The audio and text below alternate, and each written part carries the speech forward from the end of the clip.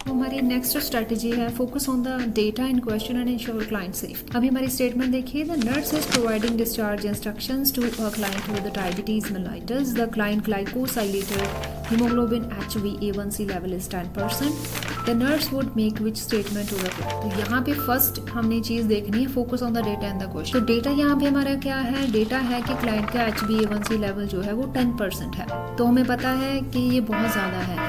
According to the American Diabetes Association, तो जो recommended HbA1c level है डायबिटिक क्लाइंट के लिए वो लेस देन 7% होना चाहिए। तो यहाँ पे 10% है, इसका मतलब कि उसका पोर ग्लाइसेमिक कंट्रोल है। तो दूसरी चीज़ हमने देखनी है कि इंश्योर क्लाइंट सेफ्टी। तो एक डायबिटिक क्लाइंट के लिए सेफ्टी क्या चीज़ हो सकती है कि पेशेंट हाइपोग्लाइसीमिया में ना जाए। तो इन ऑप्शन में से हमने देखना है कि कौन सी ऑप्शन पेशेंट का ग्लाइसेमिक कंट्रोल कर रही है और पेशेंट को हाइपोग्लाइसीमिया में जाने से रोक रही है।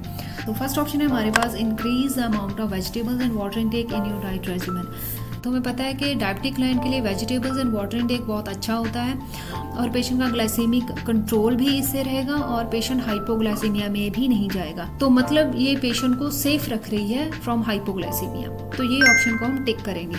दूसरी है कि change the time of the day you exercise because it may cause hypoglycaemia. तो यहाँ पे पहली बात तो ये है कि टाइम मेंशन नहीं किया होगा, किस टाइम पे करना है। हो सकता है कि patient oral hypoglycaemic medications and insulin लेने के बाद एक्सरसाइज कर रहा हो। अगर मेडिकेशन लेने के बाद वो एक्सरसाइज कर रहा है तो उसकी हाइपोग्लाइसीमिया में जाने के चांसेस बहुत ज्यादा है। तो इस ऑप्शन में क्लाइंट हाइपोग्लाइसीमिया से सेफ नहीं है, तो इसलिए ये ऑप्शन हम एलिमिनेट करेंगे। थर्ड ऑप्शन में बोल रहे हैं कि continue with the same diet and exercise regimen you are currently using.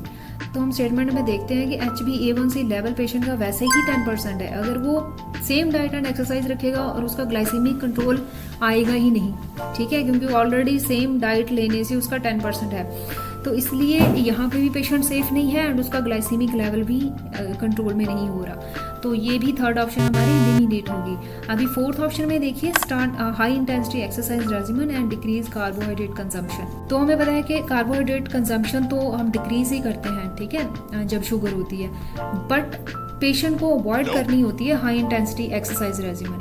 तो यहाँ पे ये बोल रहे हैं कि स्टार्ट करो हाई इंटेंसिटी एक्सरसाइज। तो इसीलिए ये ऑप्शन हमारी एलिमिनेट होती है फोर्थ वन, क्योंकि हाई इंटेंसिटी एक्सरसाइज से पेशेंट हाइपोग्लाइसीमिया में जा सकता है और पेशेंट यहाँ पे सेफ नहीं है।